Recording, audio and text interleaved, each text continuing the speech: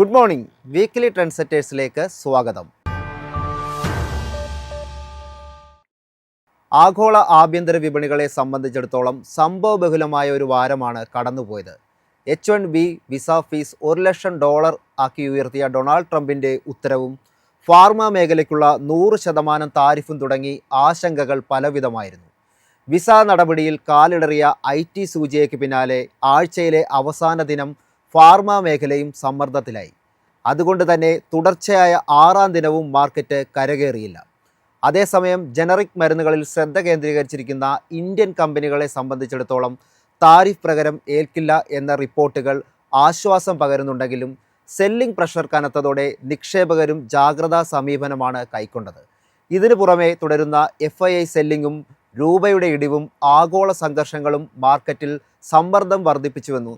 അതുകൊണ്ട് തന്നെ പ്രധാന സപ്പോർട്ട് ലെവലുകൾ ബ്രേക്ക് ചെയ്ത് നിഫ്റ്റിയുടെ വീഴ്ചയ്ക്ക് പാനിക് സെല്ലിംഗ് തന്നെയാണ് പ്രധാന കാരണമായി മാറിയത്.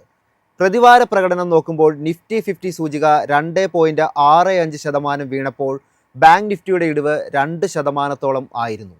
വീക്കിലി പെർഫോമൻസിൽ സകല ഇൻഡെക്സുകളും ചുവപ്പണിഞ്ഞു. സൂചികകളിൽ ഏറ്റവും അധികം തകർച്ച നേരിട്ടത് സ്വാഭാവികമായും IT സൂചിക തന്നെയാണ്. ഇടിവ് 7.86%. തൊട്ടു പിന്നാലെ പ്രോഫിറ്റ് ബുക്കിംഗ് തുടർന്ന റിയൽറ്റി മേഖല 6%-ലധികവും കൂപ്പുകുത്തി. 4% മുതൽ 5% കൂടുതലായിരുന്നു ഹെൽത്ത് കെയർ ഫാർമ മേഖലയിലെ ഇടിവ്. 2.7% ഓട്ടോ ഇൻഡെക്സും 2.56% എനർജി സൂചികയും നഷ്ടം രേഖപ്പെടുത്തി. ബ്രോഡർ മാർക്കറ്റിലും സെല്ലിംഗ് പ്രഷർ തന്നെയാണ് കാണാൻ സാധിച്ചത്. വാരാന്ത്യത്തിൽ BSE മിഡ് സ്മോൾ ക്യാപ് സൂചികളുടെ ഇടിവ് 4% വരെ ആയിരുന്നു. അനുമാനങ്ങൾക്ക് അനുസൃതമായ PCE core PCE ഡാറ്റകളും അനുമാനങ്ങളെ മറികടന്ന GDP estimation ആഴ്ചയുടെ അവസാനം US സൂചികളുടെ കുതിപ്പിന് കാരണമായി. എന്നിരുന്നാലും ട്രംപും താരിഫുമായി ബന്ധപ്പെട്ട അപ്രതീക്ഷിതമായ പുതിയ പ്രഖ്യാപനങ്ങൾ നടത്തിയത് വീണ്ടും ചില ആശങ്കകൾക്ക് ഇടം നൽകുന്നുണ്ട്. താരിഫിൽ നിന്നും ഒഴിവാക്കിയ ഫാർമ അടക്കമുള്ള പല മേഖലയിലേക്ക് കൂടി താരിഫ് ചുമത്തിയത് വീണ്ടും ഒരു താരിഫ് യുദ്ധത്തിന് വഴിയൊരുക്കുമോ എന്നതാണ് ഇപ്പോൾ നിക്ഷേപകർ ഉറ്റുനോക്കുന്നത്.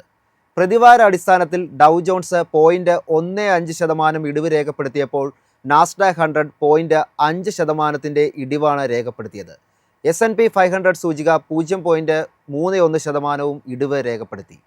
സെപ്റ്റംബറിൻ്റെ അവസാന വാരത്തിലേക്ക് കടക്കുമ്പോൾ US വിപണികൾ ആദ്യം പ്രതികരിക്കുക സെപ്റ്റംബർ 29 വരുന്ന പെൻഡിംഗ് ഹോം സെയിൽസ് ഡാറ്റയോടായിരിക്കും. കഴിഞ്ഞ മാസം -0.4% റിപ്പോർട്ട് ചെയ്തത്. വിൽപ്പനയ്ക്കായി കരാറിലെത്തിയതും എന്നാൽ ട്രാൻസാക്ഷൻ കംപ്ലീറ്റ് ചെയ്യാത്തതുമായ വീടുകളുടെ എണ്ണത്തെയാണ് ഇത് സൂചിപ്പിക്കുന്നത്. പുതിയതായി നിർമ്മിച്ച വീടുകൾ ഈ ഡാറ്റയിൽ ഉൾപ്പെടുന്നില്ല. ഈ ഡാറ്റകൾ കൂടി വരുന്നതോടെ സെപ്റ്റംബറിലെ റിയൽ എസ്റ്റേറ്റ് മേഖലയുടെ പെർഫോമൻസ് വിപണിക്ക് കൃത്യമായി വിലയിരുത്താൻ സാധിക്കും. തുടർന്ന് സെപ്റ്റംബർ 30 ലേബർ ഡാറ്റകളുടെ തുടക്കം കുറിക്കും. ജോൾസ് ജോബ് ഓപ്പണിംഗ് ഡാറ്റകളോടെയായിരിക്കും ഇതിൻ്റെ ഒരു തുടക്കം ഉണ്ടാകുക. US bureau of labour statistics publish ചെയ്യുന്ന ഈ ഡാറ്റയിൽ പ്രധാനമായും നിലവിലുള്ള ജോബ് ഓപ്പണിംഗ് ആയിരിക്കും മെഷർ ചെയ്യാൻ സാധിക്കുക. തുടർന്ന് ഒക്ടോബർ 1 നിർമ്മാണ മേഖലയുടെ PMI കണക്കുകളും പ്രസിദ്ധീകരിക്കും. ഓഗസ്റ്റിൽ 53 ആയിരുന്ന PMI സെപ്റ്റംബറിൽ 52 കുറയുമെന്നാണ് വിപണി പ്രതീക്ഷിക്കുന്നത്. അന്ന് തന്നെയാണ് ISM പബ്ലിഷ് ചെയ്യുന്ന PMI കണക്കുകളും എത്തുന്നത്. ISM നിർമ്മാണ മേഖലയിൽ മാർജിനലായൊരു വളർച്ചയാണ് പ്രതീക്ഷിക്കുന്നത്. എന്നിരുന്നാലും 50 പോയിന്റിന് താഴെയായിരിക്കും PMI എന്നും പ്രതീക്ഷിക്കുന്നു. ഒക്ടോബർ 2 ഇൻഷ്യൽ ജോബ്ലെസ് ക്ലെയിംസ് ഡാറ്റകൾ എത്തും. ഒക്ടോബർ 3 നോൺ ഫാം പേറോൾസ്, തൊഴിലില്ലായ്മ നിരക്ക് എന്നീ ലേബർ ഡാറ്റകൾ കൂടി പബ്ലിഷ് ചെയ്യുന്നതോടെ സെപ്റ്റംബർ മാസത്തെ ലേബർ മാർക്കറ്റിൻ്റെ പ്രകടനം നമുക്ക് വിലയിരുത്താൻ സാധിക്കും. അന്ന് തന്നെ വരുന്ന ഗ്ലോബൽ പബ്ലിഷ് ചെയ്യുന്ന കോമ്പോസിറ്റ് സർവീസസ് PMI കണക്കുകളും നിക്ഷേപക ശ്രദ്ധ പിടിച്ചു പറ്റിയേക്കാം. ഒപ്പം ISM പബ്ലിഷ് ചെയ്യുന്ന നിർമ്മാണ ഇതര PMI കണക്കുകൾ കൂടി എത്തുന്നതോടെ അമേരിക്കയുടെ മേഖലകളുടെ സെപ്റ്റംബറിലെ പ്രകടനം കൂടുതൽ വ്യക്തമാകും. പൊതുവെ ദുർബലമായ ഡാറ്റകളായിരുന്നു പോയ വാരം യൂറോപ്യൻ വിപണികളിൽ കാണാൻ സാധിച്ചത്.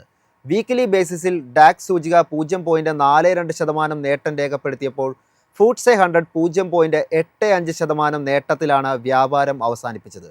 CAC 40 0.22% ഉയർച്ചയും രേഖപ്പെടുത്തി.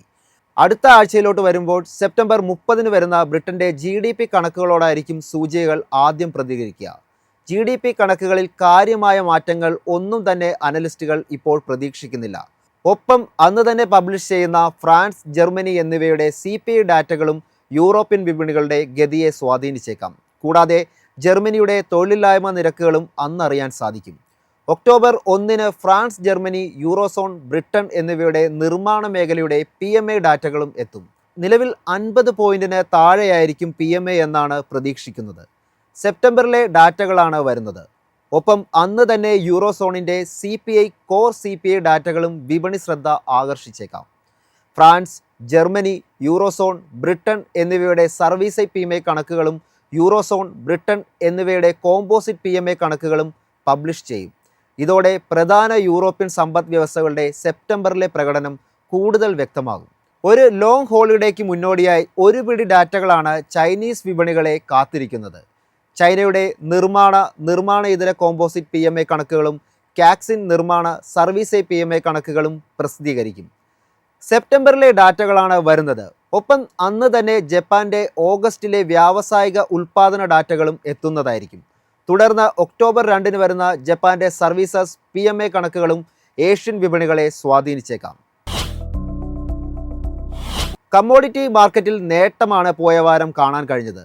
ബ്രെന്റ് ക്രൂഡ് വാരാന്ത്യത്തിൽ 3.68% നേട്ടത്തിൽ ബാരലിന് $68.44 വ്യാപാരം അവസാനിപ്പിച്ചത്. സമാനമായി WT ക്രൂഡ് പ്രതിവാരാടിസ്ഥാനത്തിൽ 4.3% ഉയർന്ന് ബാരലിന് $64.7 എന്ന നിലയിലുമാണ് വ്യാപാരം അവസാനിപ്പിച്ചത്. റഷ്യ ഉക്രൈൻ സംഘർഷമാണ് ഈ വാരം എണ്ണവിലയുടെ കുതിപ്പിന് കാരണമായത്. യുക്രൈൻ നടത്തിവന്ന ആക്രമണത്തിൽ റഷ്യയുടെ എനർജി ഇൻഫ്രാസ്ട്രക്ചറിന് കേടുപാടുകളുണ്ടായി. ഇത് റഷ്യയിൽ നിന്നുള്ള ഡീസൽ, ഗ്യാസോലൈൻ വിതരണം തടസ്സപ്പെടുത്തി. കൂടാതെ അമേരിക്കയും NATO രാജ്യങ്ങളും റഷ്യക്കെതിരെ നിലപാട് കടുപ്പിച്ചതും എണ്ണവിലയെ മുകളിലോട്ട് നയിച്ചു.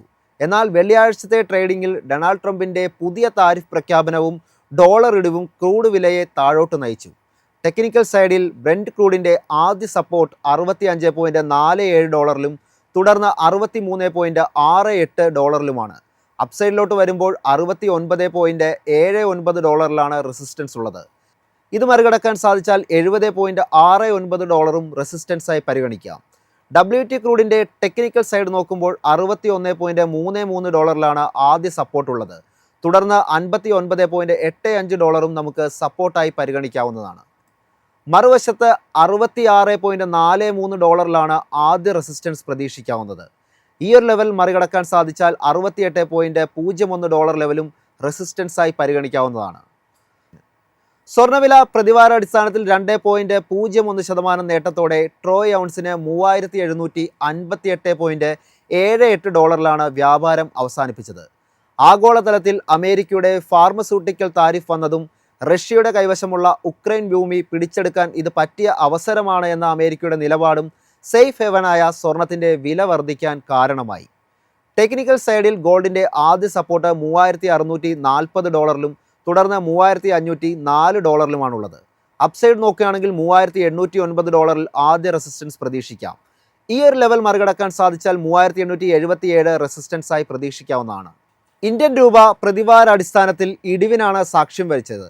വാരാന്ത്യത്തിൽ USD INR 0.63% നേട്ടത്തോടെ 88.63 എന്ന ലെവലിലാണ് വ്യാപാരം അവസാനിപ്പിച്ചത്. ടെക്നിക്കൽ ലെവൽസ് നോക്കുകയാണെങ്കിൽ 88.89 എന്ന ലെവലിലാണ് അടുത്ത ആഴ്ചയിൽ രൂപയുടെ ഇമ്മീഡിയറ്റ് സപ്പോർട്ടുള്ളത്. തുടർന്ന് 89.18 എന്ന ലെവലും സപ്പോർട്ടായി കണക്കാക്കാവുന്നതാണ്. മറുവശത്ത് 88.25 എന്ന ലെവലും 87.74 എന്ന ലെവലും റെസിസ്റ്റൻസായി പരിഗണിക്കാവുന്നതാണ്. പോയ വാരവും വിദേശ നിക്ഷേപ സ്ഥാപനങ്ങൾ അറ്റ വിൽപ്പനയാണ് നടത്തിയത്. FIകൾ 19,570 കോടി രൂപയുടെ വിൽപ്പന നടത്തിയപ്പോൾ DAകൾ 17,411 കോടി രൂപയുടെ വാങ്ങലും ഇതേ കാലയളവിൽ നടത്തി. കഴിഞ്ഞ വാരം സെപ്റ്റംബർ 22 ഇൻഫ്രാസ്ട്രക്ചർ ഔട്ട്പുട്ട് കണക്കുകൾ എത്തിയിരുന്നു. മുൻ മാസത്തെ 3.7% നിന്നും ആഗസ്റ്റിൽ 6.3% റിപ്പോർട്ട് ചെയ്തത്. തൊട്ടടുത്ത ദിവസം September 23 S&P global manufacturing PMI കണക്കുകളും എത്തി. 58.5 PMI കണക്കുകൾ രേഖപ്പെടുത്തിയത്. അന്ന് തന്നെ S&P global services PMI 61.6 manufacturing and services PMI 61.9% രേഖപ്പെടുത്തിയത്. വരുന്ന വാരം വിപണിയിൽ ചലനം സൃഷ്ടിക്കുക ഒക്ടോബർ 1-ന് പ്രഖ്യാപിക്കാനിരിക്കുന്ന RBIയുടെ MBC തീരുമാനങ്ങൾ തന്നെയായിരിക്കും. ട്രംപിൻ്റെ 25% അധിക താരിഫ് ഓഗസ്റ്റ് 27-ന് പ്രാബല്യത്തിൽ വന്നത് കാരണം ഒക്ടോബർ യോഗം നിർണായകമാണ്. സെപ്റ്റംബർ 29 മുതൽ ഒക്ടോബർ 1 വരെ RBI മോണിറ്ററി പോളിസി കമ്മിറ്റി യോഗം ചേരും. തുടർച്ചയായ 3 നിരക്ക് കുറയ്ക്കലിന് ശേഷം ഓഗസ്റ്റിലെ യോഗത്തിൽ RBI നിരക്കുകൾ കുറയ്ക്കുന്നത് താൽക്കാലികമായി നിർത്തിവെച്ചു എന്ന് പ്രഖ്യാപിച്ചിരുന്നു. മാത്രമല്ല, ഉപഭോഗം വർദ്ധിപ്പിക്കുന്നതിനും ആഭ്യന്തര ഉൽപ്പാദനം വർദ്ധിപ്പിക്കുന്നതിനുമുള്ള നീക്കമായി സെപ്റ്റംബർ 22 മുതൽ GST പുതിയ നിരക്കുകളും പ്രഖ്യാപിച്ചിട്ടുണ്ട്. പണപ്പെരുപ്പം 4% താഴെയായി തുടരുന്നതിനാൽ RBIക്ക് ഇപ്പോൾ നയം ലഘൂകരിക്കാൻ മതിയായ ഇടമുണ്ടെന്നാണ് നൊമൂറ റിപ്പോർട്ടിൽ പറയുന്നത്. ഗാന്ധി ജയന്തി പ്രമാണിച്ച് ഒക്ടോബർ 2-ന് ആഭ്യന്തര വിപണി അവധിയിലായിരിക്കും. പതിവ് പോലെ തന്നെ ഫോറക്സ് ഡാറ്റ ഒക്ടോബർ 2-നാണ് റിപ്പോർട്ട് ചെയ്യുന്നത്. സെപ്റ്റംബർ 19-ന് അവസാനിച്ച ആഴ്ചയിൽ ഇന്ത്യയുടെ വിദേശ നാണ്യ കരുതൽ ശേഖരം $396 മില്യൺ ഉയർന്ന് $702 ബില്യൺ IPO മാർക്കറ്റിലോട്ട് വന്നാൽ സെപ്റ്റംബർ 30-ന് Anand Rathi share and stock brokers ഓഹരികൾ ലിസ്റ്റ് ചെയ്യും. 1991-ൽ സ്ഥാപിതമായ കമ്പനി ഫൈനാൻഷ്യൽ സർവീസസ് നൽകുന്നതിലാണ് ശ്രദ്ധ കേന്ദ്രീകരിച്ചു വരുന്നത്. ഇഷ്യൂയിലൂടെ 745 കോടി രൂപയാണ് കമ്പനി സമാഹരിച്ചത്. വരുന്ന വാരം ഇപാക് പ്രിഫാബ് ടെക്നോളജീസ് ഓഹരികളും ലിസ്റ്റ് ചെയ്യും. 1999-ൽ സ്ഥാപിതമായ company turnkey pre engineered steel buildings and pre fabricated structures, handling design, fabrication, installation എന്നിവയിലാണ് ശ്രദ്ധ കേന്ദ്രീകരിച്ചിരിക്കുന്നത്. IPOയുടെ സബ്സ്ക്രിപ്ഷനിലൂടെ 504 കോടി രൂപയാണ് കമ്പനി സമാഹരിച്ചത്. ഒക്ടോബർ 1-നാണ് ഇപാക് പ്രിഫാബ് ടെക്നോളജീസ് ഓഹരികൾ ലിസ്റ്റ് ചെയ്യുന്നത്. ഒക്ടോബർ 1-ന് തന്നെയാണ് ജെയിൻ റിസോഴ്സസ് റീസൈക്ലിംഗ് ഓഹരികൾ ലിസ്റ്റ് ചെയ്യുന്നത്. 2022-ൽ സ്ഥാപിതമായ കമ്പനി നോൺ ഫെറോസ് മെറ്റൽ പ്രൊഡക്ട്സ് നിർമ്മിക്കുന്നതിലാണ് ശ്രദ്ധ കേന്ദ്രീകരിച്ചിരിക്കുന്നത്. 1250 കോടി രൂപയാണ് കമ്പനി സമാഹരിച്ചത്. വരുന്ന വാരം സബ്സ്ക്രിപ്ഷനുമായി എത്തുന്ന പ്രധാനപ്പെട്ട കമ്പനി ഗ്ലോട്ടിസ് ആണ്. 2024-ൽ സ്ഥാപിതമായ കമ്പനി ലോജിസ്റ്റിക് സർവീസസിലാണ് ശ്രദ്ധ കേന്ദ്രീകരിച്ചിരിക്കുന്നത്. സെപ്റ്റംബർ 29-ന് ഓപ്പണാകുന്ന കമ്പനിയുടെ IPOയുടെ സബ്സ്ക്രിപ്ഷൻ അവസാനിക്കുന്നത് ഒക്ടോബർ 1-നാണ്. ഇഷ്യൂയിലൂടെ 307 കോടി രൂപയാണ് കമ്പനി സമാഹരിക്കാൻ ലക്ഷ്യമിടുന്നത്. പ്രൈസ് ബാൻഡ് നിശ്ചയിച്ചിരിക്കുന്നത് 120 രൂപ മുതൽ 129 രൂപ വരെയാണ്. ഒക്ടോബർ 7-ന് കമ്പനിയുടെ ഓഹരികൾ ലിസ്റ്റ് ചെയ്യുന്നതാണ്. ബയോഫാർമ എഞ്ചിനീയറിംഗ് കമ്പനിയായ ഫാബ്ടെക് ടെക്നോളജീസ് 230.35 കോടി രൂപ സമാഹരിക്കാനാണ് വിപണിയിലേക്ക് എത്തുന്നത്. സെപ്റ്റംബർ 29-ന് ഓപ്പണാവുന്ന കമ്പനിയുടെ സബ്സ്ക്രിപ്ഷൻ അവസാനിക്കുന്നത് ഒക്ടോബർ 1-നാണ്. പ്രൈസ് ബാൻഡ് നിശ്ചയിച്ചിരിക്കുന്നത് 181 രൂപ മുതൽ 191 രൂപ വരെയാണ്. ഒക്ടോബർ 7-നാണ് ഓഹരികൾ ലിസ്റ്റ് ചെയ്യുന്നത്. സബ്സ്ക്രിപ്ഷനുമായി എത്തുന്ന മറ്റൊരു പ്രധാനപ്പെട്ട കമ്പനി അഡ്വാൻസ് ആഗ്രോ ലൈഫ് ആണ്. 2002-ൽ സ്ഥാപിതമായ കമ്പനി അഗ്രോ കെമിക്കൽ പ്രൊഡക്ട്സ് നിർമ്മാണത്തിലാണ് ശ്രദ്ധ കേന്ദ്രീകരിച്ചിരിക്കുന്നത്. ഇഷ്യൂയിലൂടെ 192.86 കോടി രൂപയാണ് കമ്പനി സമാഹരിക്കാൻ ലക്ഷ്യമിടുന്നത്. സെപ്റ്റംബർ 30-ന് ഓപ്പണാകുന്ന കമ്പനിയുടെ സബ്സ്ക്രിപ്ഷൻ അവസാനിക്കുന്നത് ഒക്ടോബർ 3-നാണ്. പ്രൈസ് ബാൻഡ് നിശ്ചയിച്ചിരിക്കുന്നത് 95 രൂപ മുതൽ 100 രൂപ വരെയാണ്. ഒക്ടോബർ 8-നാണ് ഓഹരികൾ ലിസ്റ്റ് ചെയ്യുന്നത്. ഇനി ടെക്നിക്കൽസിലേക്ക് വരുമ്പോൾ വളരെ വീക്കായി നിൽക്കുന്ന മാർക്കറ്റാണ് നിക്ഷേപകർക്ക് കാണാൻ സാധിച്ചത്. GST റാഷണലൈസേഷൻ്റെ ബെനഫിറ്റ്സ് ഒന്ന് സെറ്റിലായി വരുന്നതിന് മുമ്പ് തന്നെ വളരെ സ്ട്രോങ്ങും പെർസിസ്റ്റൻസുമായ സെല്ലിംഗ് ആണ് കഴിഞ്ഞ 7 സെഷനിലായി മാർക്കറ്റിൽ നടന്നത്. വെള്ളിയാഴ്ച മാത്രം നിഫ്റ്റി 1%-ഓളവും ബാങ്ക് നിഫ്റ്റി 1%-ലധികവും ഇടിവ് രേഖപ്പെടുത്തി. തുടർന്നുകൊണ്ടിരിക്കുന്ന FII സെല്ലിങ്ങും ഒപ്പം US ഫാർമ സെക്ടറിന് മേൽ ട്രംപ് 100% താരിഫ് ചുമത്തിയതുമാണ് ഈ ഇടിവിന് കാരണമായി വിദഗ്ധർ പറയുന്നത്. നിലവിലെ മാർക്കറ്റ് സെറ്റപ്പും മൊമെൻറ്റം ഇൻഡിക്കേറ്ററുകളുമെല്ലാം ബയേഴ്സിന് അനുകൂലമായി നിൽക്കുന്നുവെന്നാണ് HDFC സെക്യൂരിറ്റീസിലെ സീനിയർ ടെക്നിക്കൽ അനലിസ്റ്റായ നാഗരാജ് ഷെട്ടി പറയുന്നത്. ക്രൂഷ്യൽ സപ്പോർട്ട് റേഞ്ചായ 25,000 24,800 ബ്രേക്ക് ചെയ്തത് നല്ലൊരു സിഗ്നലാണെന്നും ഇത് ഷോർട്ട് ടൈമിൽ കൂടുതൽ വീക്ക്നെസ് കാണിക്കുന്നുവെന്നും അദ്ദേഹം പറഞ്ഞു വയ്ക്കുന്നു. അടുത്ത ആഴ്ചയോടെ വിപണി ഏകദേശം മുമ്പത്തെ സ്വിംഗ് ലോസും 200 ഡേയ്സ് EMAയുമായ 24,400 24,300 എന്ന അടുത്ത പ്രധാന സപ്പോർട്ട് ടെസ്റ്റ് ചെയ്തേക്കാമെന്നും മറിച്ച് 24,850 ലെവലിൽ ഉടനടി റെസിസ്റ്റൻസായി കൺസിഡർ ചെയ്യാമെന്നും അദ്ദേഹം സൂചിപ്പിച്ചു. ബാങ്ക് നിഫ്റ്റിയുടെ കേസിലും സമാനമായ നെഗറ്റിവിറ്റിയാണ് ഉണ്ടായത്. വീക്ക്ലി ബേസിസിൽ നോക്കുമ്പോൾ ഏകദേശം 2% ഇടിഞ്ഞ് 3 വീക്ക് വിന്നിംഗ് സ്ട്രീക്ക് നഷ്ടപ്പെടുകയും ചെയ്തു. 54,100 മുതൽ 54,000 മേഖല സൂചികയ്ക്ക് നിർണായകമായ പിന്തുണയായി പ്രവർത്തിക്കുമെന്നാണ് SBI സെക്യൂരിറ്റീസിലെ റിസർച്ച് ആൻഡ് ഡെറിവേറ്റീവുകളുടെ ഹെഡ് സുദീപ് ഷാ പറയുന്നത്. സൂചിക 54,000 ലെവലിന് താഴെയായി നീങ്ങിയാൽ അത് 53,500 എന്ന ലെവലിലേക്ക് കൂടുതൽ കറക്ഷന് കാരണമായേക്കാം. അതേസമയം 54,900, 55,000 എന്ന 100 ഡേ EMA മേഖല സൂചികയ്ക്ക് കീ റെസിസ്റ്റൻസായി പ്രവർത്തിക്കുമെന്നും അദ്ദേഹം കൂട്ടിച്ചേർത്തു. ഒരുപിടി പ്രധാന ഇവൻ്റുകളും ഡാറ്റകളും വിപണിയെ സ്വാധീനിക്കുന്ന വാരമാണ് വരാനിരിക്കുന്നത്. ഒക്ടോബർ 2 ഗാന്ധി ജയന്തി പ്രമാണിച്ച് വിപണിക്ക് അവധിയായതിനാൽ 4 ട്രേഡ് ദിനങ്ങൾ മാത്രമാണ് അടുത്ത ആഴ്ച ഉണ്ടാകുക. പോയ വാരം 25,000 എന്ന സൈക്കോളജിക്കൽ ലെവൽ സസ്റ്റെയിൻ ചെയ്യാൻ സാധിക്കാതെ സമ്മർദ്ദം നേരിട്ട നിഫ്റ്റി 50 ഈ നില റീഗെയിൻ ചെയ്യുന്നതിനോടൊപ്പം പ്രധാന സപ്പോർട്ട് ലെവലുകൾ സസ്റ്റെയിൻ ചെയ്യാൻ സാധിക്കുന്നുണ്ടോ എന്നതാണ് വിപണിക്ക് നിർണായകമാകുക.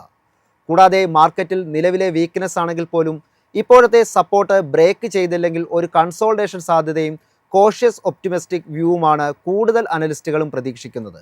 ഗ്ലോബൽ ക്യൂസ്, FII പ്രകടനം, RBI MBC മീറ്റിംഗ് തീരുമാനങ്ങൾ എന്നിവയും അടുത്ത വാരം വിപണിയുടെ ഗതിയെ നിർണ്ണയിക്കും. മാർക്കറ്റിൻ്റെ കൂടുതൽ അപ്ഡേറ്റ്സും എക്സ്പേർട്ട് ഒപ്പീനിയനുമൊക്കെയായി തിങ്കളാഴ്ച രാവിലെ 8:30 മാർക്കറ്റ് പ്ലസിൽ കാണാം. നന്ദി, നമസ്കാരം.